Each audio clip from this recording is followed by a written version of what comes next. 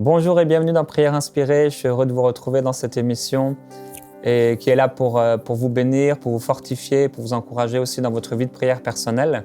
Et j'ai la grâce pendant toute cette semaine de recevoir, on va recevoir ensemble l'évangéliste Marcel Kwamenan. Marcel a plusieurs ministères et on est vraiment heureux de te recevoir parmi nous. Merci, pasteur Jérémy. C'est une grâce de t'avoir et tu as eu cœur de parler de plusieurs bénéfices de la présence de Dieu. On va parler cette semaine de la foi, on va parler de la guérison, on va parler de la gloire de Dieu. C'est un sujet tellement passionnant, tellement encourageant et je crois que cette gloire de Dieu, on peut s'en approcher, on peut en bénéficier de la présence de Dieu, la gloire de Dieu. On va parler aussi de la protection divine, de la révélation prophétique, du combat spirituel. On va voir que le combat spirituel, c'est plus que le fait de chasser des démons, mais c'est quotidiennement ce combat qu'on a à vivre, à expérimenter, la lutte quotidienne de tenir ferme dans la foi, de marcher avec le Seigneur, de continuer à le servir. Et je crois que vous allez être encouragés pendant cette semaine et je vous encourage à motiver votre foi, à écouter avec foi. Si on écoute avec foi et si on prie avec foi, certainement le Seigneur va se manifester. Et est-ce que tu pourrais peut-être en quelques mots présenter un peu ton ministère? Alors, je suis déjà, merci pasteur Jérémy de l'invitation et surtout à cette émission vraiment qui va nous emmener dans ce qu'on appelle prière inspirée. Et c'est fort parce que c'est un espace déjà qui nous amène à être dans la réalité de l'exaucement de Dieu dans nos attentes. Et je dirais que nous allons aborder un sujet tout à l'heure. Moi, je suis Marcel Kwamenan, je suis évangéliste et pasteur par mon rôle de perdre les brebis et puis apôtre par responsabilité. Donc, c'est-à-dire évangéliser, amener des hommes et des femmes au Seigneur, après s'en occuper, les suivre, et troisième étape, les former, entrer dans leur vocation et l'implantation des églises dans le monde entier. On a aujourd'hui dans notre église plus de 300 églises. Donc c'est une joie de savoir. Et moi je suis en Caraïbes, j'habite la Guadeloupe, la Martinique et aussi la Guyane. Alors donc et de là on essaie de notre côté à participer à l'édifice du royaume de Dieu parce qu'on a besoin. Donc justement, ce sujet, on va aborder, on va en parler énormément parce que, et accompagné aussi d'un temps de prière, parce qu'il faut que les hommes et les femmes sachent qu'avec la foi, Dieu nous donne accès à tout. Avec la foi, on vit des merveilles. Avec la foi, et effectivement, la foi vient de ce qu'on entend dans le livre de Romains, chapitre 10, le verset 17. Et ce qu'on entend, c'est la parole de Dieu. Donc, ce qui produit la foi, c'est la parole de Dieu. Ce qui nous emmène dans l'application de la foi, c'est aussi la parole de Dieu. Parce que si on dit, ouais, moi j'ai la foi, je crois que Dieu existe, ça ne suffit pas ça. Il faut que l'élément déclencheur qui est la parole de Dieu révélée et manifestée dans notre vie soit une réalité spirituelle. Donc, on le voit ici dans le livre de Matthieu, chapitre 9, le verset 20. Il dit, on parle de cette femme qui avait la perte de sang. Et cette perte de sang l'a emmenée dans un désarroi, dans une sorte de recherche approfondie, élargie. Elle a couru partout. La Bible dit qu'elle a cherché de partout. Là où elle pouvait trouver un soulagement, elle a essayé financièrement, avec des moyens, avec des relations, avec des connaissances, avec peut-être des gens qui l'ont aiguillé, peut-être avoir, comme certains d'ailleurs, à donner de son argent, payer peut-être la magie ou rechercher tellement de soulagement qu'elle a tout fait au point d'être saturée. Et un jour, elle entend un mouvement de foule. Et dans ce mouvement, au milieu du mouvement, il y avait Jésus de Nazareth. Et elle constate qu'il y avait quelque chose de particulier qui se manifestait au milieu de ce mouvement particulier. Elle s'approche, elle s'est dit, avec la perte de sang, vous connaissez les règles à l'époque du peuple d'Israël, qui étaient très strictes au niveau de la femme. Elle s'est dit, certes, je ne peux pas m'approcher, mais je vais toucher le bord de vêtement de Jésus de Nazareth. Et ça, c'est un acte concret, un acte de la démonstration de la foi active. Parce que de nos jours, beaucoup de gens ont la foi, mais c'est la foi morte. Ouais, c'est une foi morte, c'est-à-dire on croit quoi, puis voilà, on est assis. Non, quand on a la foi, on se lève. Quand on a la foi, on prie. Quand on a la foi, on l'applique dans la recherche, dans le fait qu'on crie à Dieu, on demande à Dieu, on implore Dieu. On a l'exemple de Anne. Anne qui, dans sa situation, était tellement dans un contexte désastreux qu'elle se dit un jour, j'ai le choix de rester mon quotidien pareil à l'identique chaque jour, ou j'ai le choix de me lever pour que le Dieu qu'on va prier en retraite spirituelle ou tous les jours puisse m'exaucer. Et elle a choisi en fait de crier à Dieu, de demander au Seigneur, cette année je ne partirai pas d'ici sans que quelque chose ne se passe dans ma vie. Parce que le Dieu que j'ai s'appelle le roi des rois, le Seigneur des seigneurs, le Dieu créateur tout-puissant. Vous voyez, et quand on arrive à cette dimension de la foi, c'est une foi qui ouvre la porte, une foi qui se transforme en accessibilité. Et à partir de ce moment, tout devient possible parce que la Bible dit que tout est possible à celui qui croit. Et cette femme crie, fils de Dieu, fils de Dieu, fils de Dieu. D'accord, vous voyez, mais son cri, au lieu de l'exprimer dans la bouche, elle va le crier par le fait qu'elle saisit la robe. Cette femme, vous voyez, était tellement dans la recherche. Vous voyez, et quand on souffre et qu'on a l'occasion là de voir l'exaucement de sa prière, et qu'on sait que ce qu'on vit actuellement, ce qu'on vit à l'instant, peut se transformer en miracle, on est prêt à tout. Et on n'est plus, on ne veut plus rester dans ce même état, on ne veut plus rester dans les mêmes conditions de souffrance. C'est comme, là, vous savez, un oxygène frais qui arrive, réellement en plus. Un oxygène frais qui arrive, et on le respire. Entre le moment où on était dans la pollution, au moment où on était, vous voyez, en difficulté, au moment où on rentre dans la fraîcheur, on sent quelque chose qui se dégage. Et quand ça se dégage, excuse-moi, on le vit ça, c'est concret ça. Et cette femme, c'était ça. Elle vivait au moment où elle était dans le toxique, dans sa souffrance et aussi dans une sorte de blocus, d'obstruction et de souffrance interne et physique. Elle s'est dit, là, non, mon miracle est arrivé. Vous voyez, il y a dans le système biologique de l'homme, on a un instinct, tu vois. Quand on sent, surtout par la foi, vous voyez, par la foi, on sent que l'heure, c'est le moment. On est prêt à foncer, on est prêt à avancer, on est prêt à sauter dedans. Et cette femme a exprimé cette foi active. Elle savait que maintenant, les clés sont là. Maintenant, c'est le moment. Maintenant, j'ouvre la porte. Maintenant, je me lève. Je saisis mon miracle. Et quand elle s'est levée, on n'a pas vu à quel moment elle s'est levée, mais on a vu à quel moment elle a touché Jésus. On n'a pas vu par où elle est passée. Okay? Mais elle, on a vu que Jésus a senti que quelque chose s'est passé. Les disciples auraient pu dire, mais attends, oh Seigneur, on est à côté de toi. Comment ça se fait que tu peux dire que quelqu'un m'a touché? Mais nous-mêmes, on te touche, on est à côté de toi, on est toujours avec toi. Non, c'est un toucher spécial. Quand la foi de cette femme s'est manifestée, ça a produit un toucher spécial. Ça fait un toucher avec un miracle. Un toucher qui interpelle et qui ouvre la porte et qui aspire la puissance de Dieu dans sa vie, qui donne accès à l'intervention divine de Dieu. C'est ça, ce qu'on appelle la foi active. Et cette femme, quand elle a dit, je touche le vêtement de Jésus. Si j'ai pu toucher le bord, même pas tout l'habit, le bord. Vous voyez, la foi, c'est ça. Les gens attendent à avoir une grande foi. Mais la foi, souvent, c'est juste un geste, c'est un élément minime. Le bord du vêtement de Jésus. Juste le bout. Le bout, c'est-à-dire que tu t'arrêtes et dis, Seigneur, j'ai besoin de toi. Je vais voir ta gloire, je vais voir ta puissance, Seigneur. Il y a mon fardeau, mais je te laisse mon fardeau et c'est toi que je regarde. Il y a mon combat, je laisse mon combat de côté, c'est toi que je regarde. À partir de ce moment, ce n'est plus toi. C'est Dieu qui intervient. C'est Dieu qui agit. C'est Dieu qui se glorifie. C'est Dieu qui t'exauce. À partir de ce moment, ce n'est plus toi qui vis, c'est Jésus qui prend le contrôle de ta vie. Je ne sais pas dans quoi tu vis, je ne sais pas quelle situation tu traverses, je ne sais pas quel combat tu mènes, mais je peux te dire avec certitude, avec assurance à l'instant, que ce que Dieu a fait pour cette femme, parce que Jésus est retourné pour dire, ma fille, ta foi t'a sauvée. Mais la première des choses, il a posé la question pour dire, hey, qui m'a touché?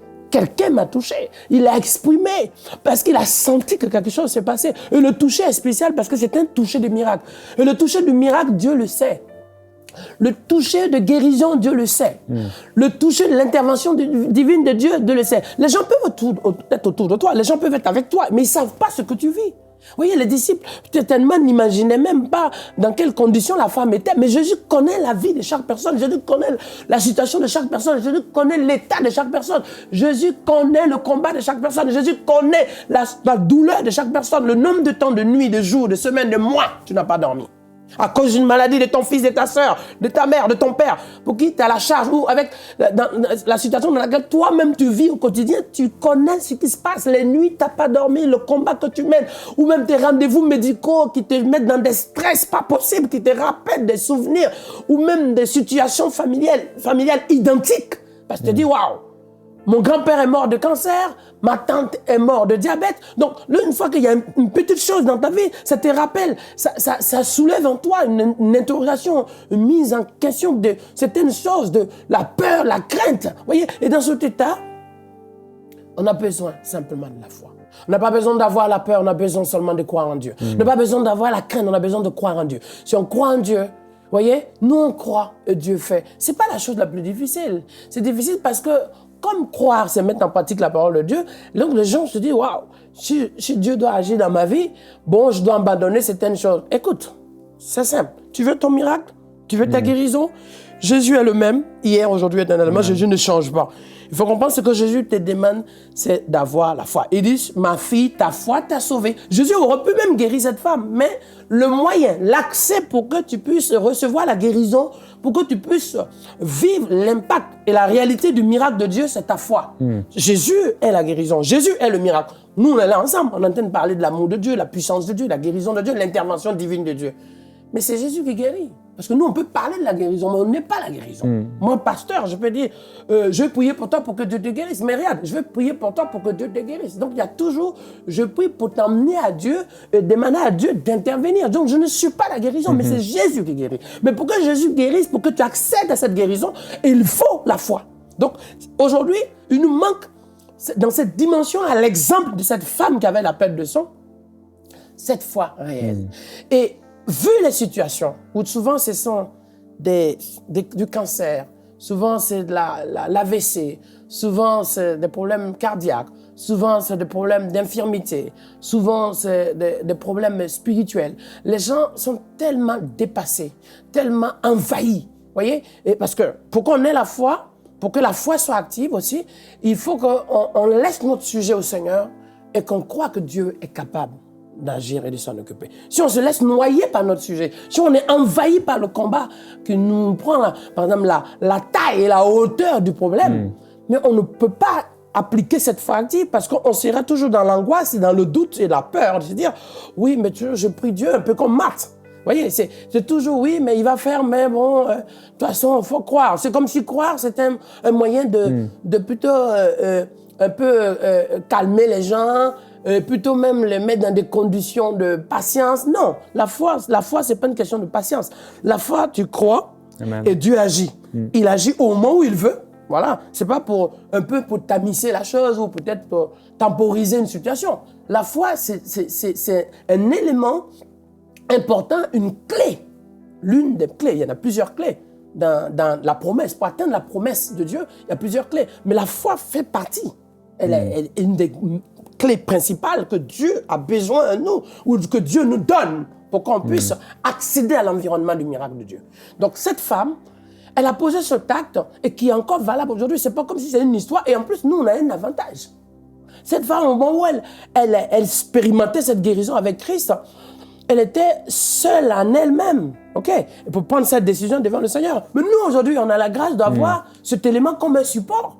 On lit l'histoire de cette femme. Et cela fait une stimulation, entre guillemets, un modèle, un exemple de vie, d'impact, de la puissance de Dieu dans la vie d'une personne. Mais cette femme n'avait pas cela.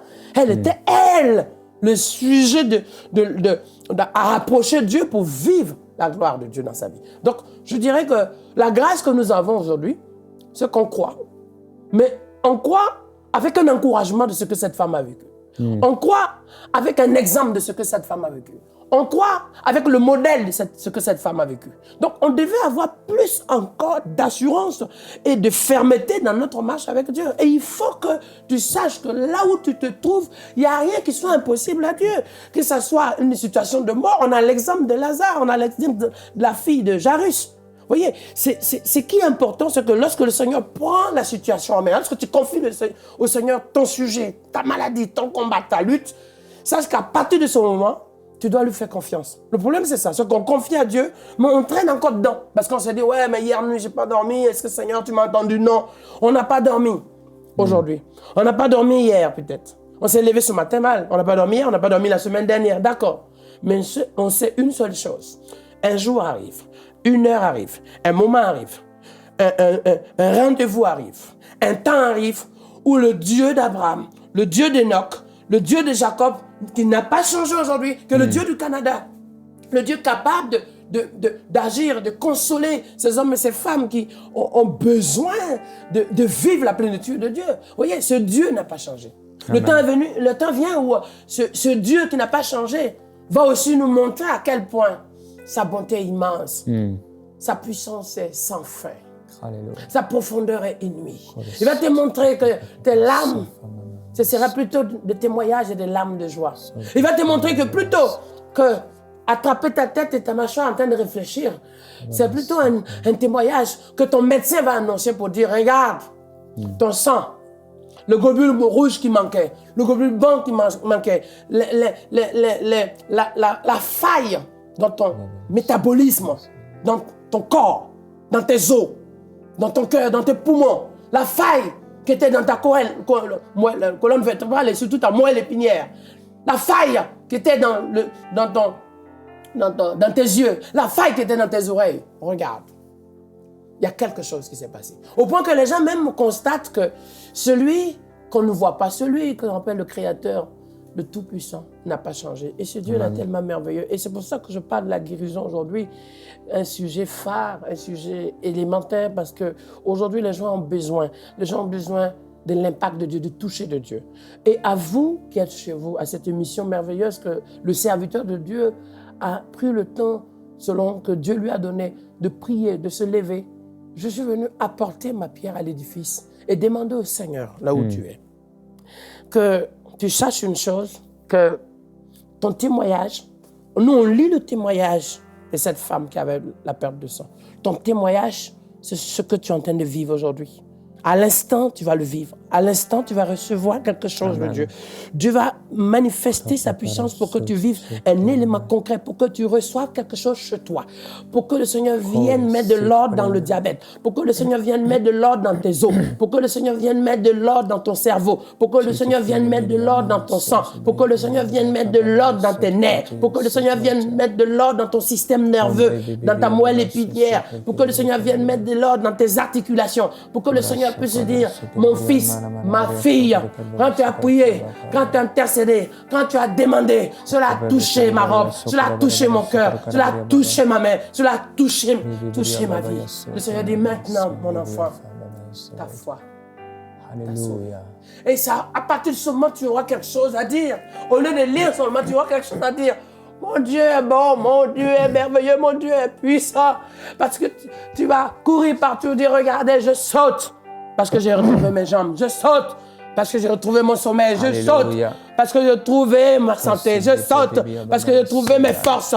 Je saute parce que j'ai retrouvé ma vie. Je saute parce que j'ai retrouvé mon état. Je saute parce que mon pancréas a commencé à marcher. Je saute parce que maintenant, mon foie s'est remis en place. De nos jours, aujourd'hui, prière inspirée t'amène à ce que nous qui sommes là, nous prions. Et je prends autorité qu'à cet instant, maintenant, par la prière maintenant, par l'Esprit de Dieu, par l'intervention divine, là où tu te trouves, prière inspirée parce que le sujet va concerner ta situation. Prière inspirée parce que la prière va toucher ta vie. Prière inspirée parce que la prière va venir pour porter ton sujet au Seigneur. Prière inspirée parce que le Saint-Esprit connaît ce que tu vis. Prière inspirée parce que le Saint-Esprit va venir pour abattre ces murailles de souffrance et de douleur dans ton corps. Prière inspirée parce que le Seigneur va révéler ton état et toute ta lutte pour que cela soit transformé en joie. Prière inspirée parce que le Seigneur va venir consoler ta vie. Parce que quand tu regardes les notices de tes médicaments, ça fait peur. Quand tu regardes le résultat du médecin, ça fait peur. Quand tu regardes tes extraits médicaux, ça fait des palpitations. Déjà que ton cœur est faible, déjà que tes poumons sont faibles, déjà que ta tête a toujours des douleurs, déjà que tu as des problèmes pour respirer. Quand je te dis prière inspirée, parce que le Seigneur va prendre le sujet que tu portes toi seul, pour qu'aujourd'hui, je puisse le confier au Seigneur. Demander, Jésus de Nazareth, viens Seigneur. Et tu vas témoigner pourquoi. Tu vas témoigner parce que Dieu est en train de faire quelque chose. Tu vas témoigner parce que Dieu est en train d'enlever la maladie. Tu vas témoigner parce que Dieu est en train de faire l'opération chirurgicale. Chirurgicale. Et le Seigneur a dit, ma fille, ta foi t'a guéri. Mon fils, ta foi t'a guéri. À l'instant même, elle fut guérie en même temps par la puissance de Jésus. Parce que quand Jésus est là, il prend ton fardeau, il prend ta charge, il prend ta lutte, il prend ton combat, il prend ta maladie, il prend ta douleur, il prend ta croix. Parce que lui, il a porté une seule croix pour que désormais, on n'ait plus à porter ses charges. On doit peut-être traverser certaines choses qui sont des témoignages. D'ailleurs, ce qu'on vit, t'inquiète pas. Ton Dieu va le transformer. Il va nettoyer ce que tu traverses, transformer ce que tu subis. Prends soin de noter. Regarde tout ce qui t'envahit autour de toi. Regarde tous les documents médicaux qui t'entourent. Regarde tous les rendez-vous médicaux qui t'entourent. Regarde les luttes que tu mènes autour de toi. Sache une chose. Ton Dieu ne t'a pas abandonné. Il n'a pas encore dit le dernier mot. Il n'a pas encore fini. Il dit, regarde, je suis l'Éternel qui t'ai guéri. Exode 15, verset 26. Je suis l'Éternel qui t'ai guéri. L'Éternel qui t'ai guéri parce que non seulement il le dit, mais il l'applique. Non seulement il le dit, mais il le manifeste. Non seulement il le dit, mais il le crée. Non seulement il le dit, mais il te le donne. Non seulement il le dit, mais il agit. Non seulement il le dit, mais il opère la chose. Il envoie ses anges autour de toi. Il met sa main sur toi. Il met l'épée du miracle sur toi pour poser l'acte chirurgical à la précision. Pour que là où tu avais une défaillance, là où tu avais carrément une faiblesse, là où tu avais du mal à te tenir debout, tiens-toi debout au nom de Jésus. Il a dit à Aîné, dans le livre des Actes des Apôtres, chapitre 9, Aîné, Aîné, Aîné. Pierre lui dit, Aîné, Jésus t'est guéri. Et j'aimerais te dire, comme Pierre a dit à Aîné, femme, Jésus t'est guéri. Amen. Mon frère, Jésus t'est guéri. Amen. Ma soeur, Jésus t'est guéri. Mon bien-aimé, Jésus t'est guéri. Où que tu sois, quoi que tu fasses, tu es dans ta voiture, tu es dans ton bureau, tu es dans ta chambre, dans ta cuisine, tu es dans ton salon, tu es en train de pleurer, tu as du mal à dormir, à s'asseoir parce que ta tête fait mal. Bizarrement, ni aucun médecin ne comprend ce que tu vis, ni personne ne comprend ce que tu subis, ni personne ne voit ce que tu vis au quotidien, ni personne n'arrive à être à ta place. Parce que mes chers amis, on peut t'aider, on peut même t'entourer, mais on ne prendra jamais ta place. On ne sera jamais là où tu es actuellement. On ne sera jamais dans ton état. On ne sera jamais dans ton corps pour comprendre ce que tu vis. C'est pour ça qu'il a dit, lui, celui qui t'a créé, c'est toute chose. Père, je te prie, maintenant, fais tomber, Seigneur. Fais tomber cette malédiction. Fais tomber cette douleur. Seigneur, agis pour que cette température qui monte tout le temps sur les enfants, ça baisse, ça arrête. Et que Père, toi qui as créé le métabolisme de l'homme, le corps, l'état humain, et qui a mis tout en place dans le corps humain, Seigneur, tu connais ce qu'il faut, là où il faut, l'organe, les organes différents qu'il faut, qu'ils soient vitaux, qu'ils soient de nerfs, qu'ils soient artères, que ce soit des organes des os, de la chair, de la peau, du sang. Toute la partie du corps de l'homme, tu le connais. Tu la connais, Seigneur. Alors je te demande une chose, Jésus. Fais grâce. Fais grâce pour que, Père, les mains soient guéries. Fais grâce pour que, Seigneur, tout ce qui avait cassé ton pied, mon frère, tu sois guéri. Tout ce qui a touché tes yeux, soit guéri. Et j'ai cette parole de connaissance pour toi. Il y a tout un héritage de diabète chaque fois qui assomme et qui fait des dégâts dans ta famille. Et sache une chose, le Seigneur avait purifié ton foie, purifié ton pancréas, remettre de l'ordre dans ton corps et toucher ta vie pour que tu sois guéri. Dans le nom de Jésus, dans le nom de Jésus, dans le nom de Jésus, dans le nom de Jésus, dans le nom de Jésus. Jéricho est tombé, ta maladie tombera. Écoute-moi bien, regarde, la mer s'est fendue en deux, alors je vais te dire une chose. Ce qui pollue dans ton sang, ce qui pollue dans tes poumons, ce qui pollue dans ton cœur, ce qui crée les palpitations, des tachycardies dans ton corps, qui désoriente ta santé. Jésus de Nazareth, Jésus de Nazareth, Jésus de Nazareth fera quelque chose. Parce que je me rappelle cette prière. Fils de Dieu, aie pitié de moi. Et Fils de Dieu, aie pitié de moi. C'est une prière qui déclenche le miracle de Dieu. Une prière qui ouvre l'horizon de la puissance du Saint-Esprit. Donc ta foi, crois seulement.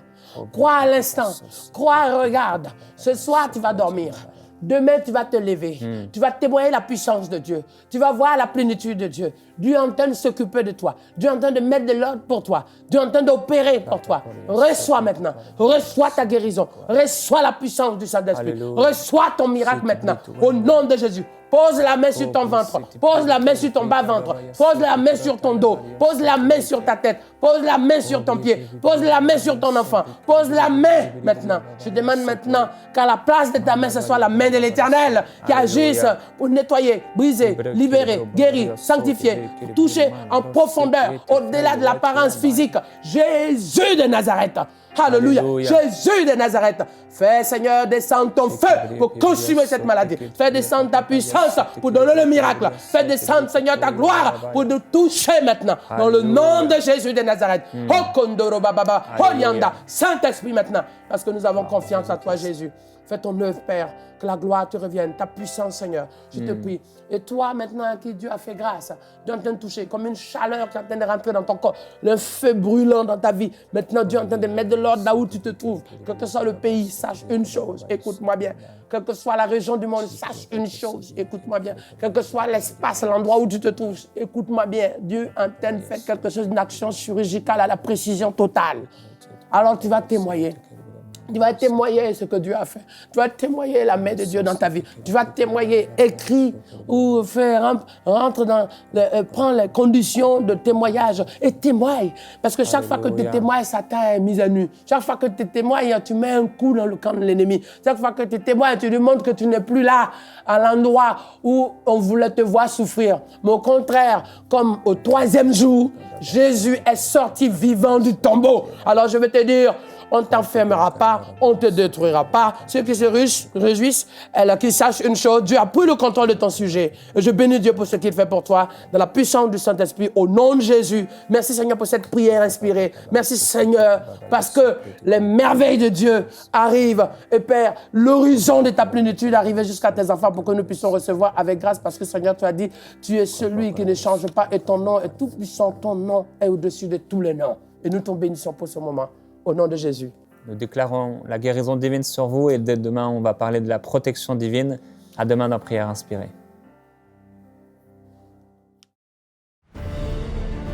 Envoyez-nous vos sujets de prière à prière@enseigne-moi.com.